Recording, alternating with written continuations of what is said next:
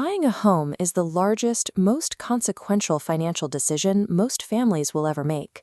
But if you are trying to navigate this purchase while adhering to Islamic principles that strictly prohibit paying interest, you face an incredibly difficult dilemma. To solve this, the modern Islamic finance industry offers a specific solution. They market halal mortgages, framing them not as traditional loans, but as rent-to-own agreements. This diagram shows a direct mathematical comparison of these two options for the exact same property. On the left, a conventional mortgage for a $500,000 house at 6% interest will cost you about $3,000 a month. On the right, an Islamic mortgage for that identical $500,000 house using a 6% profit markup costs you $3,100 a month. Both take exactly 30 years to pay off. Talk to the people working inside these institutions, and they will admit a quiet truth. The underlying math is identical. The timeline is the same. The payout structure is the same. But the option labeled profit often comes with a slightly higher monthly cost than the option labeled interest. We need to bypass the marketing labels and look strictly at the underlying legal and structural mechanics of both options. We have to figure out if paying that premium actually buys you a true risk-sharing partnership, or if it is simply a standard bank loan wearing a different uniform. To understand this, we must look back at the 7th century context of the original prohibition on interest, specifically a practice known as Riba al-Jahiliya. In an agrarian society, if a poor farmer borrowed supplies to survive and missed a payment, the lender would double the debt. Miss another, it doubled again. The prohibition was a moral rescue mission, meant to stop lenders from trapping vulnerable people in a death spiral of compounding debt. But the 21st century economy does not run on farmers borrowing bags of wheat. It runs on complex digital ledgers, global central banks, and structured leverage. To bridge that gap, modern institutions created a workaround called a Murabaha. Instead of handing you money, the bank buys the house, instantly turns around, and resells it to you at a pre-calculated fixed markup that you pay off in monthly installments over 30 years. The intent behind this workaround was to ensure Muslims aren't locked out of the global economy.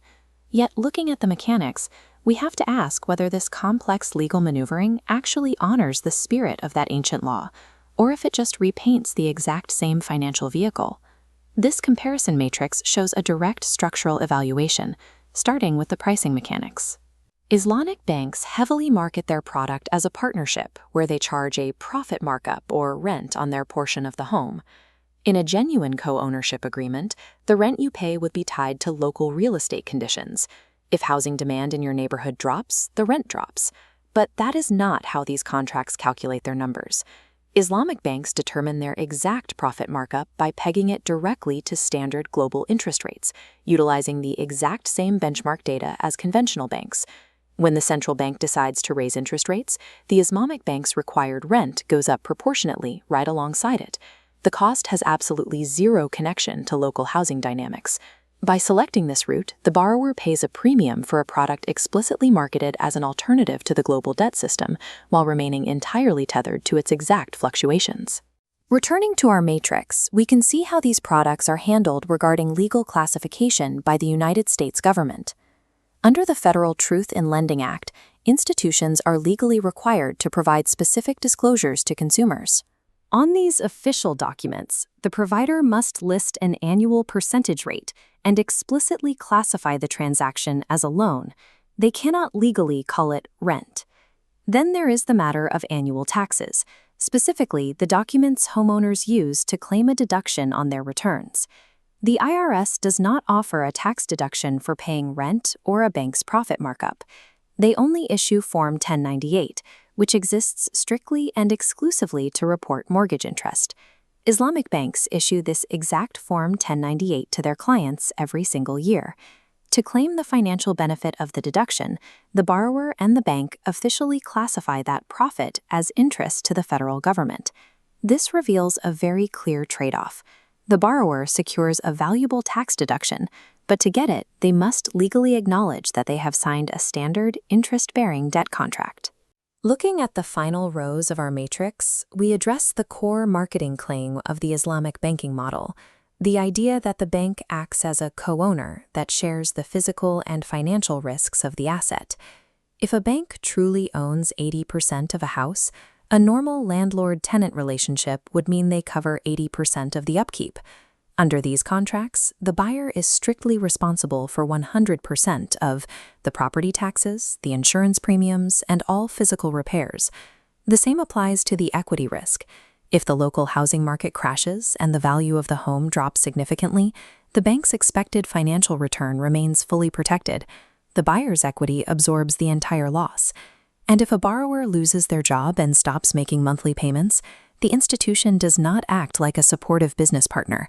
They execute a standard foreclosure protocol identically to any conventional lender. The marketed partnership is a facade.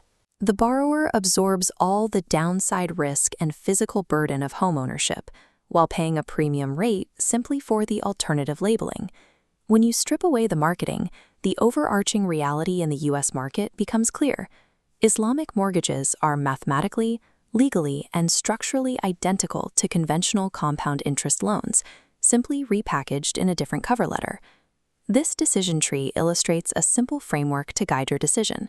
It all comes down to one core question: what is your primary priority?